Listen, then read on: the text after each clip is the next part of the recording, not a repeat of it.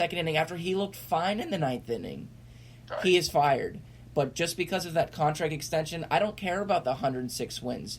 They've become the Buffalo Bills. They've become the 1990s Buffalo Bills. For a team that had the lowest starters ERA, I believe it was like 2.73, the fifth lowest reliever ERA, if you believe that. At one point, their ERA was 19th in the league. That's going back to early August. You need to manage the bullpen better. You could have gone Adam Kolarek, who had dominated Soto the entire series, a lefty on lefty. The first pitch that Rendon hits the home run on is a very good slider. It's low and inside. Most pitchers don't get that. We can talk juice ball and everything. I mean, the spike in home runs is ridiculous. But the pitch he throws Soto is a hanging slider that he should not have thrown him. And Kershaw should not have been out there. I think Roberts, in my opinion, could have cost himself his job given the mistakes that he made throughout the series. And I'm not even going to mention Game 2 when Kershaw's pitching. He sets up Justin Turner on the grass for Trey Turner, who I understand he bunts a lot. He was second in the league in stolen bases this year. But he sets him up in first pitch. Turner hits a double down the left field line, and Kershaw gives up a first-inning run. If Turner is playing regular depth, and we could talk about the shift another day, he makes that play, and Kershaw avoids a first-inning blow-up, and this narrative goes away. He has put fuel on the fire of Kershaw's postseason struggles, and he may have cost himself the job. I don't know. Maybe Dave Roberts becomes attractive to another team in the offseason. 106 wins means nothing if you're not going past the division series. I'm sorry. Well, you have a really good point there. I remember, I'll bring back an old one for you. In 1977, when we were playing the Yankees, we were leading the Yankees in Kansas City on the fifth game. In the ninth inning, we just scored and went ahead by 2 runs. I think it was like 5-3 or 4-2. Anyway, why you brought in Dennis Leonard, starter, we lost the game, right there. They scored 3, if not 4 runs, I believe, in that ninth inning, and I got in the game. I was the last pitcher in the game. Not that it matters, because I was hurt at the end. I broke a rib throwing a pitch, actually. And I'd actually been healed up for about 2.5 weeks maybe.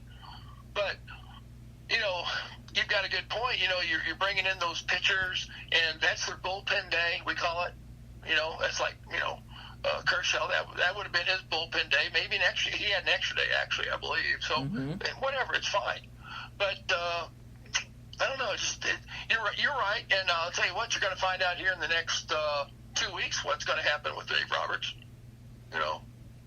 One guy I want to mention that really had some issues in the postseason. We can't forget Rick Ankiel, and then now having problems as well. And then he ended up trying to become a hitter. So yeah, I guess there comes a certain mental thing where the glove isn't big enough to overcome some of the psychological idiosyncrasies that you deal with. But you guys make incredible points about the mindset when you get to the postseason. I remember, Mark, a long time ago when I had asked Grady Littell when he was the manager of the Dodgers, and I saw him in Vero Beach, about Pedro Martinez said, Scott, it's on the big stage. You know what? And every move you're going to make is going to be scrutinized 10 times over anyhow, But each of you guys makes a lot of good points. It really does. I mean, I remember, like you talked about, Steve Sachs had that thing throwing the yips. Chuck Knobloch. Well, right. Okay, but again, my point is some guys... First, was Steve Blass, actually. And, a pitcher. And then, but yeah, it was kind of interesting. But the other thing is, you look at Schilt, for instance, the manager Schilt with the Cardinals. Now, I thought he did a great job, and I'll tell you why. Because Martinez gave up those 3 runs when Wainwright threw just a great game the other day. It was 1-0. Went into the ninth inning, gave up 3 runs. They lost, 3-1. And all of a sudden, he brings him back the next day. Now St. Louis fans were ready to, kill this kid. He's cocky, and he's a little bit immature out there on the mound, and but he brought him in the next day through the 8th inning. He throws up a goose egg right out there, a 0, and so the other pitcher came back in, Mickelson, or Miles Michaelis. Miles Michael, yeah, he came in, he got the win. So there you go. Yeah, and, but he brought Martinez back, And you thought, well, okay, somebody's head's going to fly here if he didn't get out of this. But you know what? He stuck by his guns. Well, So there you go. let me mention one thing that we didn't get to about the managerial side that just entered my head, okay? And that's this. With the rebuilding teams, I think we both see a trend that many of them are really going to the more experienced managers anyways. Case in point, the Detroit Tigers with Ron Gardenhire. And I'm sure that there's probably a lot of other examples. And since I'm a Detroit guy, Mark, for a moment, what do you think about the job that Ron Gardenhire has done with the Detroit Tigers? You know, I don't know. I've never looked at the Detroit this year. I know they've struggled obviously bad, real bad. And, what's he got coming down the pike? That's the other factor, minor league wise, and then also trade wise or free agent wise. Right. So there's a lot of variables that, obviously this is nothing new to anybody, right. Out there, what I'm saying. You give him another year and say, hey, here, we're going to give you some different players and, make the best of it. So, well, he knows the game. Ron Gardenhire knows the name, but, the Twins got rid of Ron Gardenhire when he didn't really do too much, but he didn't have as much either, and all of a sudden the next year, what's his name? Paul Molitor. Yeah, he went out there and he had some pretty good arms and he had some pretty good players. Well, as far as the Detroit situation, I think they've got a lot of great talent at the Double-A level. So yeah, whether he gets an opportunity to see this rebuild through is anybody's guess. And you talked about Don Mattingly, Lewis, for a moment. He's with the Marlins, so and I think he got an extension. So again, we can play managerial roulette. And of course now think of the situation with the Boston Red Sox letting Dave Dombrowski go. Who knows where that organization's going to go, Mark? I mean, that's anybody's guess. Well, they got somebody in mind. Before they did it, they had somebody in mind. And a lot of these organizations right now already know who they have in mind. Right. It's not. They're just going through a process to let the fans know. Oh well, we interviewed this guy and we interviewed this guy, but we were going to take this guy anyway. Right. So they know what they want, and they know what they have coming, from the bottom or outside the organization to make that a better organization to try to get them into the playoffs in October. Yeah, well, when you see the Red Sox worry about going underneath the luxury tax threshold, and Dave Dombrowski cleans out the farm system, okay, right. I mean that's something that seems to be common with Dave. He's a winner without a doubt, but that seems to be common when he leaves an organization that.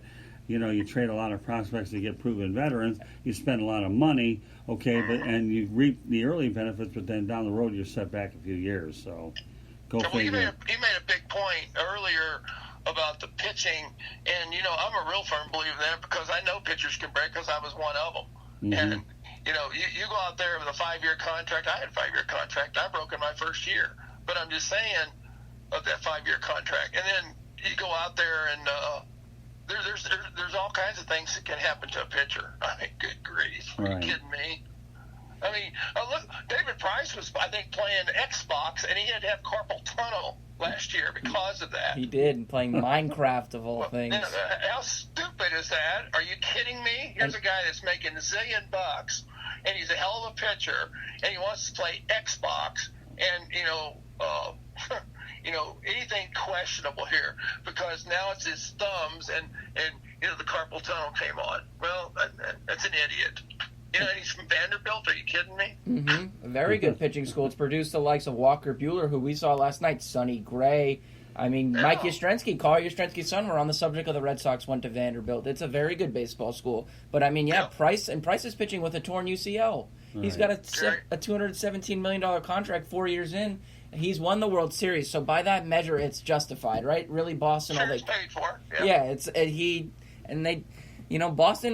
They're gonna have it rough. But Dombrowski had always done that with teams. He did it with the Expos. He did it with the Marlins when he traded away the likes of Moises Alou. That fire stuff when we lost 108 games in '98 after winning the World Series. Right. He did it in Detroit. He depleted the farm system for David Price, and then he signed him as soon as he went back to Boston. He was a puppet for John Henry and Tom Werner because they asked him. Yeah, that's right. We wanted. Look at Chapman.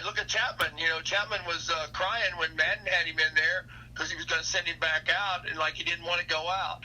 And, and Rudy, Madden has right? been scrutinized for that. He's been scrutinized in recent years for the Chapman decision. We saw the Rajai Davis home run. We know that these moments happen to great pitchers with hitters who have, less than stellar careers. Davis. Well, here's the deal.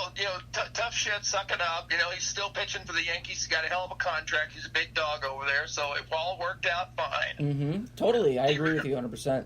All right, He rebounded. we got about 4 minutes left to go, and then we'll pick this thing up in a few weeks. So, what other questions do you have for Mark? Bear in mind, we only have 4 minutes to go. Well, Mark, not really a question, but we just got the news through the LA Times. Dave Roberts Scott Mark's going to be back next year. So, I mean, I'm not really surprised at it. Again, he did sign a 3-year contract. Points. But this situation is developing the same way that Joe Girardi's did after he re-signed with the Yankees after the 2014 season. A lot of people were questioning, does he really want to manage? And that's why, I've heard him linked to the Mets job, and I'm sure you guys have too, but I don't necessarily see him going there because and I'm not going to say he can't handle New York. He was a catcher on a couple of those World Series teams in the 90s. I don't think he wants to manage in that market anymore. I totally agree with you, Mark. He's going to go to Chicago. He came up with the Cubs in 1988. He doesn't want to be in New York because he's tired of New York. The pressure of the New York, press. Mm-hmm. The Chicago press is a lot more easier. He's closer to home. He's a Midwest boy. Right. Let's kick it around, eat a few steaks down here in Chicago, and see what happens.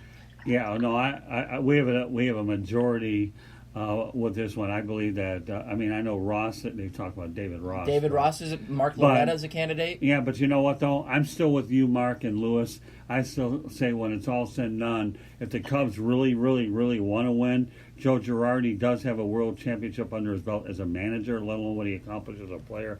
There's no question. Okay, that I think he's a perfect fit with the Cubbies. So. Well, he was in there 8 hours the other day, so that tells you something. Because they're asking him not only about the big league team, they're also asking what would you think about doing with the minor league system, because they want to know that as well. Oh yeah, well that's true. And they might spend a lot more time on the minor league system than you think. The greatest thing about Girardi, though, is, I love these managers that can make do with little. And we saw Kevin Cash do that. But all of those years that the Yankees, post-2009, when they're dealing with, the bad A.J. Burnett contract and, Sabathia getting older and having those injuries to his knees and the weight problems he had. Well, he's fat. Yeah, he entered rehab at one point in 2015. But what we're also seeing is that Girardi has always made do with very little. And Derek Jeter's final year, he made the Yankees competitive despite the fact that they didn't really have a shortstop all season. Yes. You're right. Yep. All right. For sure. Well, I'll tell you what, Mark, that puts a bow on it for tonight. But meanwhile, what we're going to do, though, like we talked about, is you and I and Lewis are going to do this in a few weeks. We'll do a 1-hour mini show. It'll be an all-baseball show with the three of us. How does that sound, Mark? Sounds super dupe to me. We'll definitely be loaded with a lot of good content. But meanwhile, Mark, it'll be right at the end of the postseason, so I'm sure we'll have maybe one of the things we'll focus on is where some of these managerial things end up playing out. We'll pick that up as continuation. Since we can't connect the dots right now, we'll be able to connect a few more then, and we can scrutinize the whole process, but we have a whole show to talk about it. And anything else. I'll tell you what, though. While you're doing that, I'm gonna close it out for you. Sure. And it goes like this. I've this in one of my books. I say throw peas at the knees, no pies in the eyes, no wall balls, and you'll be just fine. Well, then you know what? Casey Stengel in the flesh. Then you know what? Since you're a reliever, we'll let you close out the segment on that note. So. All right, Mark, I'll be in touch with you pretty soon. We'll set up another time. But meanwhile, thanks for being on the Sports Exchange with us tonight. We appreciate it, and we'll talk soon. Anything else you want to say? Nothing. It was always good talking to you, Mark. Glad we got the band back together. You too, Lewis. Yeah, we go. It's fun. Yeah, man. Sure. Hopefully we'll get together soon. Well, we'll get the band back together. I got some work to do to get some more content to make it as enjoyable the next time as we did tonight. Thank you, Mark. Appreciate you, buddy. Yep. Take care, Mark. Have a good night. Thank you. Alrighty. See you, Lewis. You bet. Well, what can I tell you, Mr. Weiss? Okay. Mark, yes, Mark Littell is the best. That's all I can tell you. And I'm glad that you were able to hear that. So it is what it is. Oh, we had fun. It's fun. Yeah. It sure is. Okay, so all right, Mark. Lewis did a great job. Yeah, Lewis, there you go. Thanks, Mark. Always appreciated. Yeah, it's fun. Fun to be with you guys. Really. All right. We'll be doing it again in a few weeks. Thank you very much, Mark. We could name this Hot Lips segment. Let's call ourselves the new $1 Million Quartet. How about that? We'll reference a little music history there. That just might work, Lewis. Well, I'll tell you what, Mark. We're going to make it happen